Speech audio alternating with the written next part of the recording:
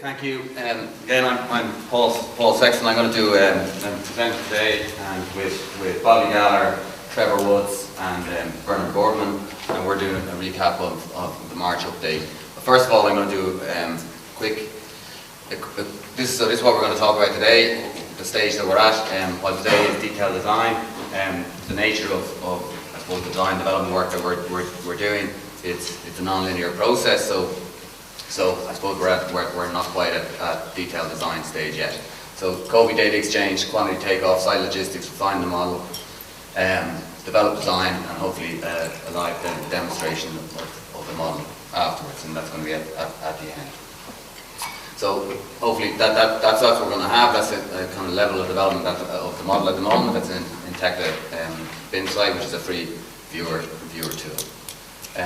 But first of all, I'm going to do a quick recap. I suppose I'm involved in this project because I'm an engineer, and I think technology is great, but a lot of times it doesn't work. And when it doesn't work, that's a really big problem, and it usually happens at 2 in the morning when you have a deadline or something like that. So this project is trying to gain some insight into what are the issues. For the first event, I presented down from Limerick. I was on a laptop tethered to my phone and able to live present here, and the problem was people who remember that there was audio problems, so there's no recording. So just a big recap on why we're involved in this pilot. Is it fact or fiction, hyper-religion? Sure, who knows? A lot of people are only new to this space, and the reality is there's a good bit of hype, good bit of myth, and people think it's different things, but there's really the kernel of reality. And Dave's presentation, I think really got to that. This is my favourite graph in the whole BIM space, where it's the Gardner hypercycle curve, and this is I saw this back in 2009, DPR construction in the US. They talk about this, how there's people have inflated expectations, and the reality is we all want to get to this place here. And I think most of the people in here we already think this is a no-brainer. So how are we going to get to there? So this is the way we formulated this back in pretty much before Christmas, where we had this is I guess philosophy behind a lot of this project. So we have a team. There's a core team plus a support team. We're calling it an integrated project delivery team, and that's deliberate. There's no contracts, even though we've talked about we talked about how that will be done. But the reality, it's a real project. It's a real site, but it's I suppose it's virtual in how we're dealing with this. The client is also real. There's a local councillor, and we've also a vision for this. So that's the team. We had a meeting back in January, and they're the people who are all involved. So just the project visions and goals. I developed this the last day, so I'm not going to dwell on that. But really, this is what it's all about. It's to try to better understand and appreciate the value that some of these technology tools can help us achieve. And then learning, upskilling, and it's not about software, although we acknowledge that there's a lot of really great software out there that we can do really cool things. And this is again, as an engineer, failure is a good outcome if it helps improve our understanding of the overall process. So this is our motto, which is Japanese, and vision without action is a daydream. So an action without vision is a nightmare. So that's what we're trying to do, take an action. This is the project, and again, I'll flick through quickly, rolls down. And this is from the last presentation. This is how it transpired. So Bernard Boardman, Cummins Voortman Ltd, Architecture, they already have a model of the area, an urban model of the area, and this is the building. So this is how the project really came about. From the last day, project update number 2 back in February, which is really not too long ago. We had the BIM execution plan that was proposed. We're actually trying to work to that, certainly working to BS 1192. This presentation is all up there on YouTube, so very quickly flick through some of the slides that are there. And again, this is something that, just to pause on this for a minute, because Bernard Boardman has developed this as a visual representation of BS 1192. And I think as human beings, we're all visual creatures, and we understand the visual much better sometimes than the written word or other forms of communication. So this is where we're at. Coastway did their model. And we had a point cloud, and with some issues with that, we built it. And the brief went on. So the client is effectively the community, a virtual client if you like, but they're real people. It's a real community. They have real community concerns, and they're very proud. And I suppose it's a refurbishment project, and they have some people might think it's a very simple kind of a simple brief or a basic brief, but actually it's proven to be very insightful in some of the issues that it's been raising throughout this project. So there's a hall there, community hall, unlike anywhere in pretty much like every little small town in Ireland. I imagine other places where the community use these for all these different activities.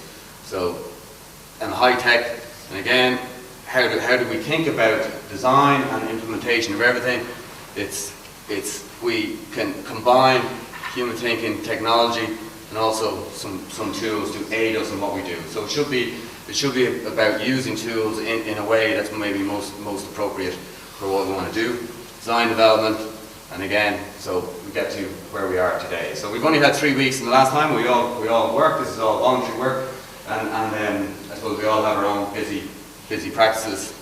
So we're trying to fit this project in. So 3 weeks, we're maybe not as far on as we have, but I think you'd be interested in what we have to show. So new and improved. Again, the Japanese is our motto and their lean thinking philosophy, but you can't beat Confucius if that's who the picture really is. But I hear and I forget, I see and remember, and I do and I understand. So that's what we're trying to do.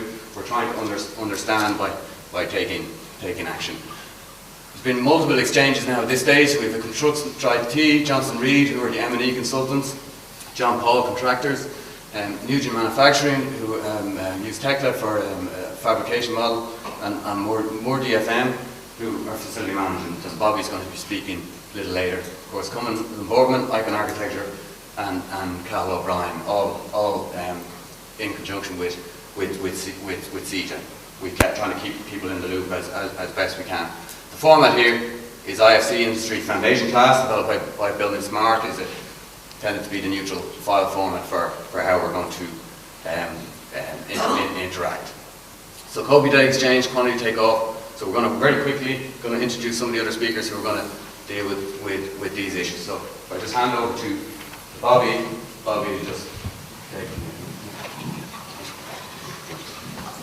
Okay, we're talking about Kobe Data Exchange. I mean, from our point of view, from facilities management and handover documentation, operating and maintenance, our deliverables generally only come in at the end of a project, but in a true environment, we should be gathering that information as we go along. And the standard format for the exchange of that information is the Kobe data exchange format, construction, operation, building information exchange format. One of the first opportunities we had to see what information was coming from the model was an IFC export that Bernard produced a couple of weeks ago from the initial existing building information. We tried to pull that into a software utility we've developed that will develop a documentation index from an IFC model or an IFC file.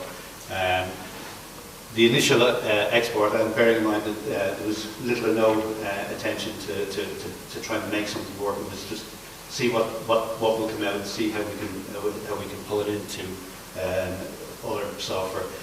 The first attempt we made was to take an IFC export from ArchiCAD, and when we tried to pull that into this a Revit model to get an export from that, we found about 150 errors in that. So we abandoned that initially, and then went on to try and see how the whole thing would work if we brought it into Navisworks. In doing that, it came in okay, but we started to see some of the problems, a set of stairs floating out in mid-space. I'm sure there's a lot of things we could do, and Baron could do in terms of refining it, but this is just trying to see how things would work straight out of the box in terms of moving it from one to the other. The Kobe exchange format is the single mandated format out of the UK government at the moment, as far as I know, in terms of the deliverables from BIM level 2 by 2016. But at the moment we haven't seen a direct means of getting a COBie spreadsheet or a COBie data output from a BIM model. You have to go through an IFC export. For example, ArchiCAD have produced a 22-page document describing the steps you've got to go through to export from a model into an IFC format and then take it through another utility to get a COBie spreadsheet format. And that's the typical format that we've seen in the COBie document. From our point of view, the documentation is tagged into the file. One of the problems, or one of the issues we're beginning to, or trying to understand is where this information goes into the system. And we were talking to Ralph earlier in terms of, and in fact Dave mentioned as well, the embedding of documentation, facilities management documentation within the model. But if you look at the typical single model, and this is two screenshots from a very, very small sample. A single item like a door can have 5-10 pieces of information. By the time you've finished, you're into a spreadsheet with 10, 15, maybe 20,000 pieces of information, which I think is going to be fairly hard to manage and maintain.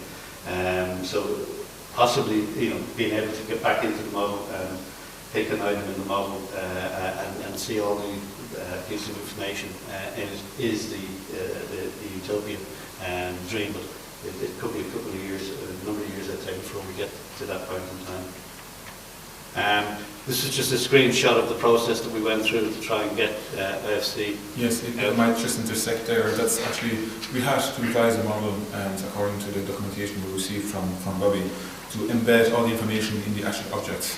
It's not straightforward. We would love if all the the major software companies would come up with COBie enabled and probably Uniclass 2 enabled objects in their standard libraries, so we don't have to do the work. Yeah.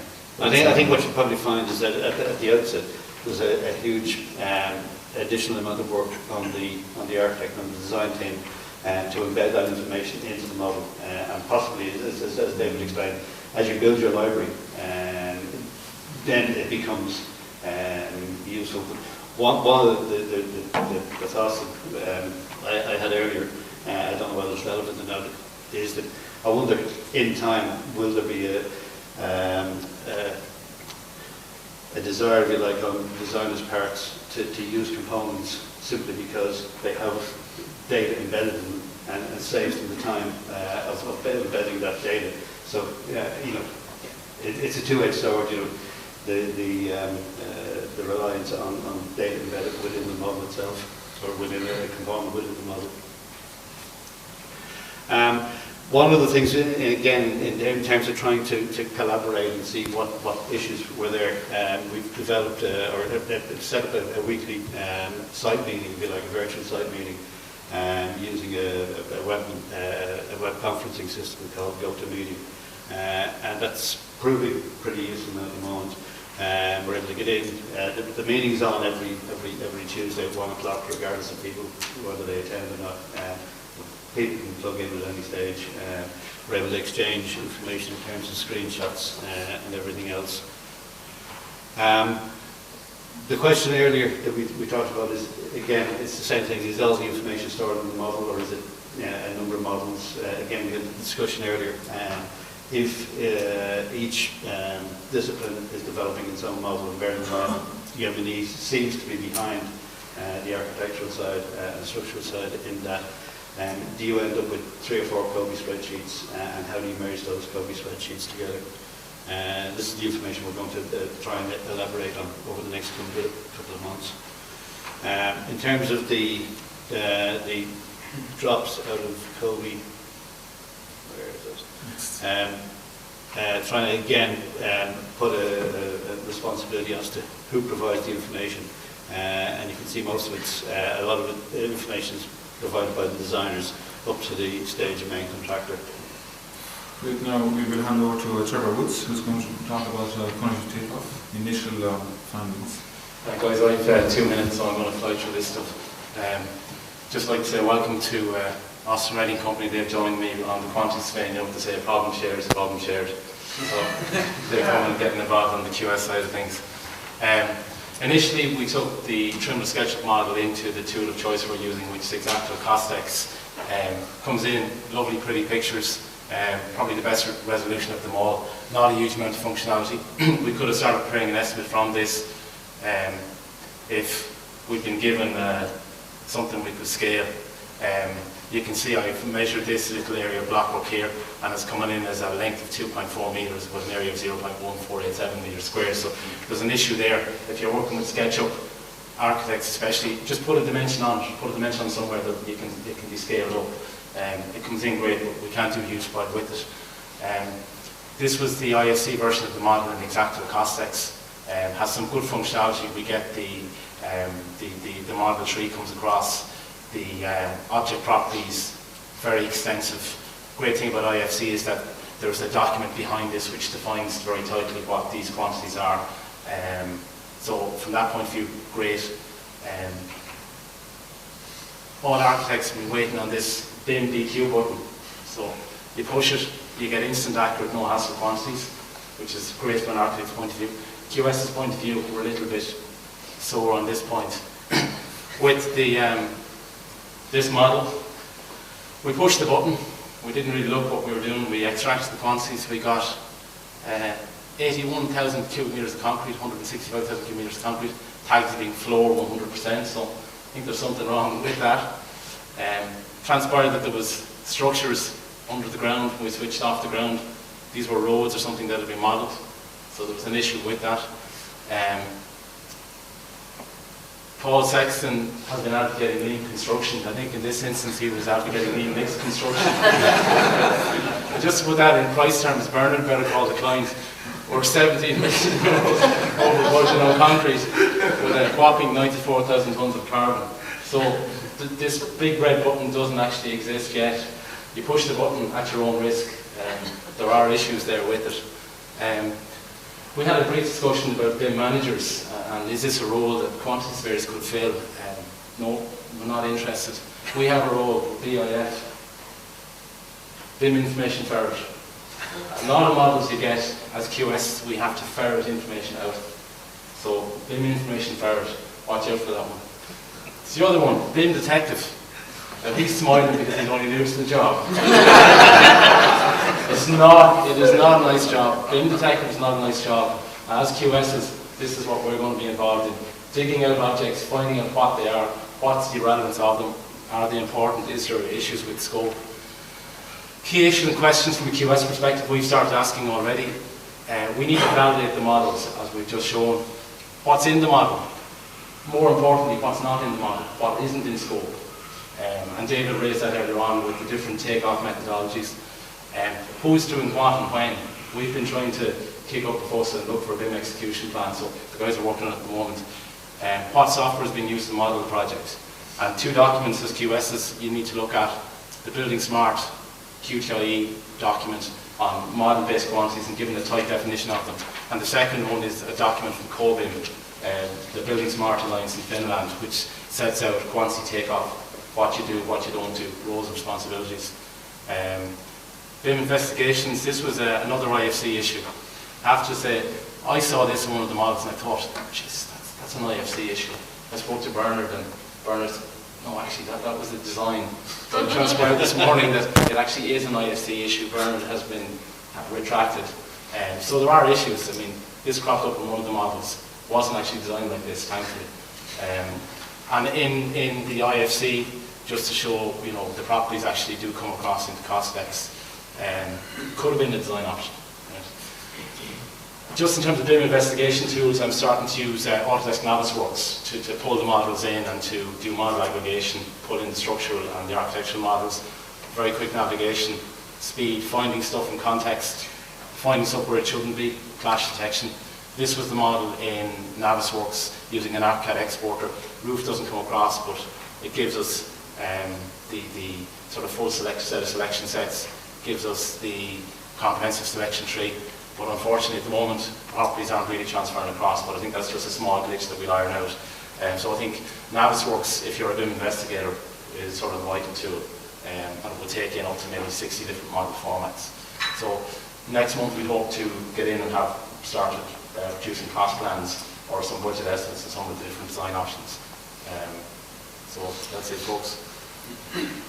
So we'll hand over back to Paul.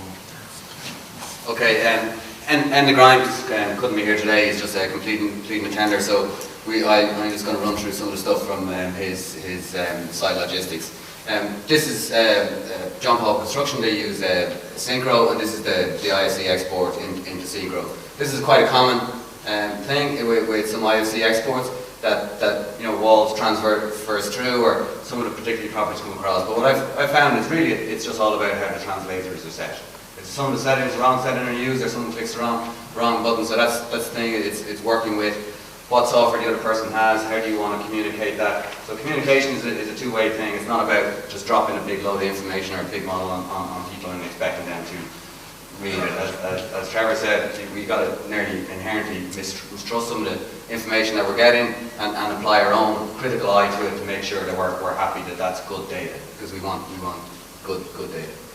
So this is again is the model how they came in. The surfaces come in great, simplified, detail on the trees, but pretty much most of it there.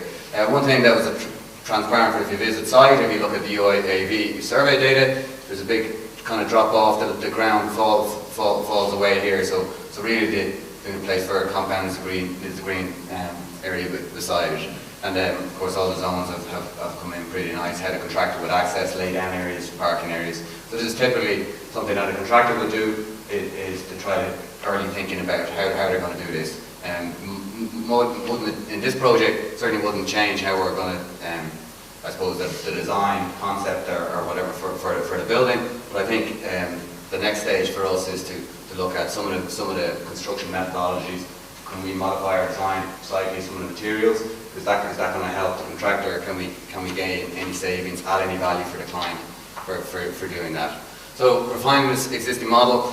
Again, I like this. This is a common graph when you see we're thinking of talking about BIM. 80% people and process, and 20% technology. When I saw this slide, Bernard produced, I think of it as a giant Pac-Man. It's all these people and process eating the technology. So we should be masters of this technology rather than enslaved by it. Sometimes that's what I worry about, and go back to the Gartner hype cycle. So we should be masters and use these tools for how they can help us do what we want to do better. So really, when it comes back to people, really it's all about people. This is actually when we visited site in early March again. Second site visit to look a little more closely. We met with the client, who's the principal of the local school, and also community representative. And he actually had a scrapbook. He went home and he got a scrapbook of actually the building. And the building originally was founded was built in 1957, and it was built as a local dance hall for the community, which is a common thing. So really, it's very much used by the community. So they had an opening day in 1953, and they had a dance. So that was the original building. And actually, that when you're looking at old buildings, when you come across records like this, it really is a gold mine, because it really tells you clears up a lot of the idiosyncrasies that you find when you look at a building. There's a bit of a strange looking bit of wall there. What's that? And really, you can come down to, well, there was another building there was only smaller, and you can see that that's actually the south elevation of the old building, and they literally built a wall outside, extended this gable up, and they basically added about 6 meters on the building to widen it. And they built it. They extended the roof over the existing roof, so they kept the existing roof dry, so the existing floor would have been kept intact. So a lot of what they're doing is no different from what they did today. We understand that actually even ANCO were involved in it was a training area for some of their apprentices to go out there and work, block lane and all the rest of it. So you can see that's apparent in the hall. When we looked at that, it looked like again, it's all these giveaways, new extension and the like. But you can see the over roof. So there's a steel frame here. but again, purlins are just supported on the wall. So you look at a shed like this and you think of it, well, it's just a shed, agricultural type thing that was converted. Well, no, there's a lot of other different complexities or bits to it. So when you want to refurbish something like this, you really got to understand the building. So break it down. This is the opening days in 1987. So we 1953, refurbished in 1987. So really, that's nearly like a building life, 30 odd years life of a building. And I like to say that I work with models every day, and of course people associate BIM with models, but this is actually the fashion show that they had in 1987 in this building. So it was very heavy community involvement, fundraising for the community. And when old buildings as well, I spoke to a good mate of mine, Donald Cooper, who used to be a lecturer in building technology in the IT, and he was kind enough to lend me some of his old building technology books. And again, this is from the 1950s, which really much looks at the floor construction, and really, while it hasn't changed, the technology hasn't changed because a lot of the materials are still the same. And I think for me, in working in the BIM space, really, and as an engineer, it's all about strength of materials, property of materials, how you should be using them, moisture, all these different things. And this building has been around for 50 plus years. Timbers are in good condition, floors are in good condition. Okay, big problems with insulation, thermal efficiency, lighting, because all of those technologies have moved on. But the fabric of how we build hasn't really changed. This is kind of a structural model, so now we've modelled up the floor, we've also modelled up the frame, and also the bracing. So that's pretty much the steel structural elements in. There's a few other bits of structure out front. It's progressed a little bit more than that, but it's all a work in process. You can see kind of the level of detail that you can go to if you want to, the wall plates, timbers, how it's going to come to, and then you can do a lot of things to visualize it, look at it in different ways, pull it back, strip it, whatever. So we've been kind of playing with this as much as we can over the last while. So this is an interesting feature of modeling, something I try to do all the time now. When you look at the terrain, you can see this bit here, the block, if you like, came from the point cloud. Where this surface here came from the UAV overflight. So you can see there's a discrepancy here, but really this point cloud data was given us by XYZ coordinates. Of course, they couldn't see under the floor in the building, so they've interpolated. Okay, and also the model, as I got it from Bernard, it just shows the floor, and of course there's a big gap under the floor, which one doesn't exist in reality. So we need to make better sense of it. And you can see, particularly when we add the extension on, which is the click of a button, some of these floors, also footpath is really supported, hanging in space, if you like. Right? So they're really flags to intervention. So you can look at a section now, once it's modeled, once the surface is modeled, really that's how it's going to go. So we want to vent out this floor, because it's a splendid timber floor. So how are we going to do that? And we need to have some retaining walls, whatever. So really, just the modelling, working in that space, really just aids your thinking about this. This is just one shot about my the computer performance, and because really it's about different. I'm using Windows 7 64-bit 2.2 gigahertz i7, and I've got 8 cores here, so you can see the 8 cores running. I've actually got 3 instances of ArchiCAD running. There's 270 meg files and 130 meg file. They're all running, and these instances I just did a test myself to see what happens when I change renovation filter, which is the big command. So that was actually only running about 50% of my CPU, which for me was actually pretty cool. So we've been doing this GoToMeeting facility, and I just again thanks to Bobby for his company has allowed us to use his facility to do this, and it really is just a great way to work. Human communication is not just verbal; it's all visual. To see people, to share a screen, and anyone can share the screen. It's just great. We had Colin Reid here. Unfortunately, Colin couldn't be here today. He's actually on a Revit MEP training course at the moment for a few days, and he uses also Bentley. Comp is the other software he's using. So at the moment we have a GBXML export, so we need to give him that. We can give him that at the moment. So he's work in progress. So develop design, and I'm just going to hand over to. Yes. Yeah. Thank you.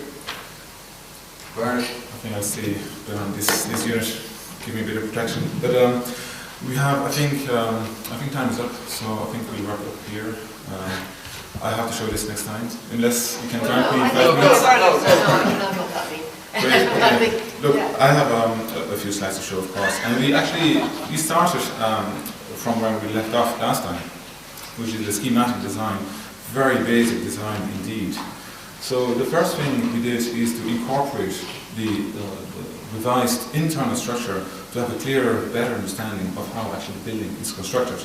And when you look in detail, I'm not sure if it is.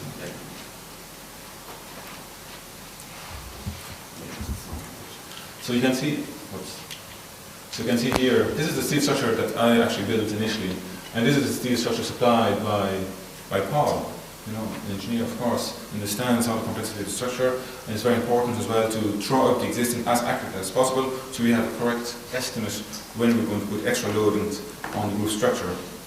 I did also a test. I took his IFC file that was merged actually into the model, and I asked him to modify two elements. As you can see in clear light here.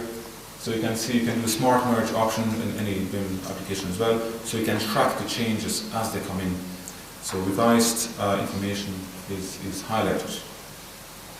We dealt as well with ICON, Philip Yakin. He couldn't be here today, unfortunately, because he had to attend to a funeral of his mum in the UK, so we'll have to send him our best regards.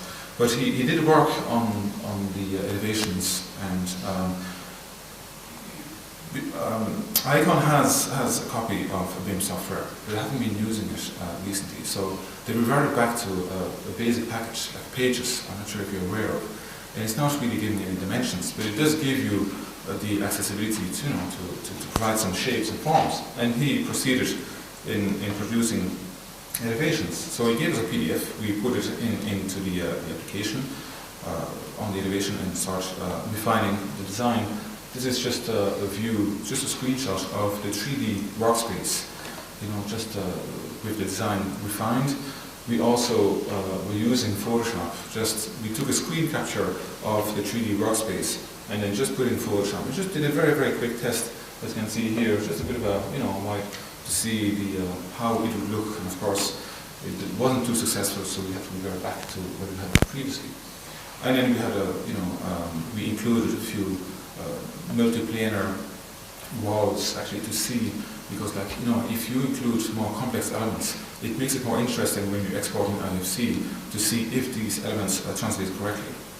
And also it makes sense, to include the nice, landscape elements there in front of the building.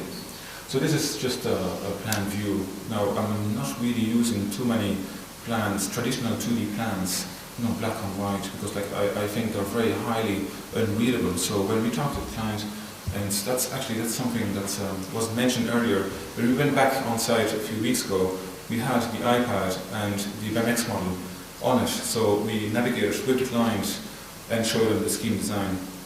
So that's something that we will do as well, showing this progress design. So this is just the layout. Then it was actually further details.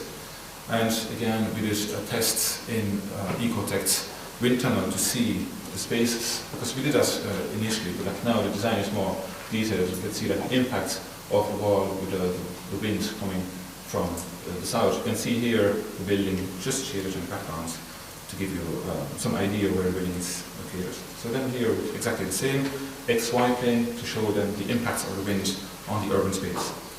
Now we see here the view of the sports hall internally, and the reason why I show this is that we modeled it the way it is, so you can see, and as architects we always like to have a very intimate feel of the building, and that's why we construct it with the existing materials. We map all the existing textures on the walls and on the floors, so we can have an informed design process, and we try then to do some kind of a design intent, and like some kind of screen there hanging from the ceiling. That was just the first draft, of course. We have to review it with Colin, and the whole team. Of course, structurally as well, it has to make sense. And then we had a few renders along. When the design was more detailed, we added a piece of furniture. And as was mentioned before, renders can be generated now very, very quickly. Now this didn't take 2 minutes, it took less than 1 minute. So it's fantastic. Like in the past, I can remember myself and Robert in UCD, we were in the back room working on computers, and we initiated renders that took, half a day to complete. So now we come really far ahead in terms of performance of hardware. And I have to say, this model has been, worked on this laptop I'm showing this on. So it's not some kind of obscure, extremely high performance, PC or Mac we're working on. Then we had a look at the information we received from Postray, which is the octo rectified imagery, but also you had the UAV photograph. And we decided, well, we can include this in our model as well. And we mapped it on the surface of the terrain, so you can clearly see that it gives you a really realistic look of the model itself. Then we can, of course, generate any kind of images as well from that main model, see. And in terms of the planning process as well, it's always good to show the planners, and indeed the clients, the design intent early on, look like the design intent within the location, and that helps as well. Like with the previous existing proposed, you can view it from any kind of position down below as well, and look up existing proposed. And as you can see, of course, this is not a fully developed design, so there's still a few elements here to be resolved. This is then export to SketchUp. And you can see it's not very clear, but it's a very accurate representation. It also takes all the layers, the naming of the layers, according to Uniclass 2. It takes it very well. So that's a SketchUp file actually can be used now, by the clients, and they can navigate through it if they wish to do so. And this is just a very quick test. Here you can see we saved it into a SketchUp format. We have the full 3D models of the trees. It was 300 megabytes. We simplified the trees, and the file size was then 150 megabytes, so it's half the size. And then we end up with very, very simple trees, just like bubbles and the mass. So we end up again like with 70 to 80 megabytes. So just to say, like, look, the model can be very, very big when you export. It will be in full detail, but it can just simply mean as well that some elements may be overly detailed in your design model. This is then a discussion I had, like, I think it was 2 days ago actually, because this presentation is very, very hot off the presses. We're working until, I think, 11:30 last night to get it complete. So we're all in pressure, and I do appreciate the effort that everybody is putting into it. So Ross was on Skype, I was showing the model, and we had an online discussion then. And as we were discussing, I was changing it, because you could see it, I was sharing that screen, so that was quite interesting. So I think that we were a bit over time, but the intention was actually to show a live presentation of the actual model itself in the Tesla BIM site, and I just see if that is possible. Now the resolution is slightly different, so I did save some.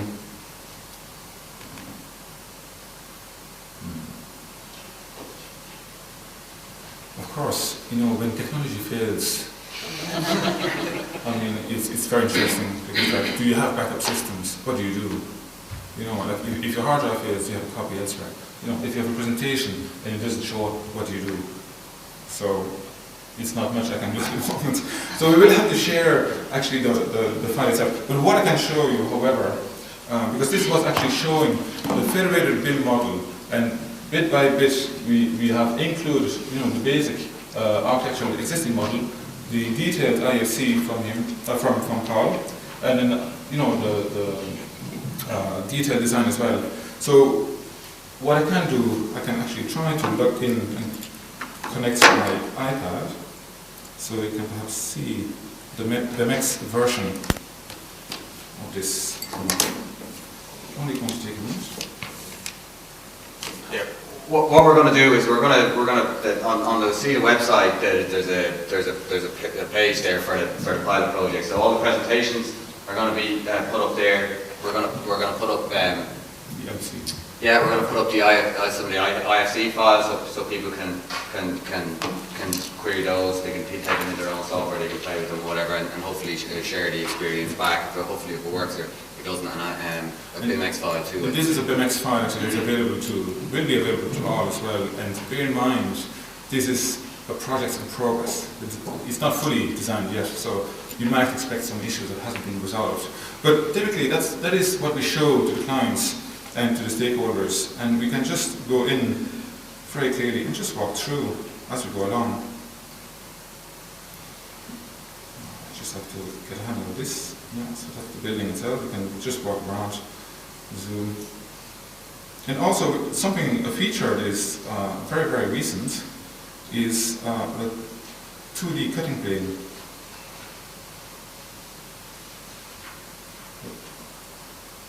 So you can take the building and just cut it, and then just, you can just walk through and have a detailed look of how the building is constructed and how the design will work and how the interaction between the internal and external spaces will work. So in terms of communicating and design intent, I think these kind of tools are highly, highly powerful. And I think that's the way forward nowadays. And that's what we do as well on our sites. We go to the contractors even with the model itself, and we explain, exactly, we slice through the building, and we can show you the ducting and all the kind of, everything hardware. So I'm not sure if there's anything there that we need to discuss. I think we're looking forward now to, to work on further along and spend even more time on this project. But hopefully we will have another presentation then next month, and make it more interesting.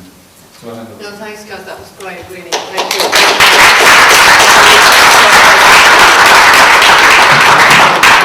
So just to wrap up, I'd like to once again to thank David for coming across and giving an incredibly insightful and generous presentation.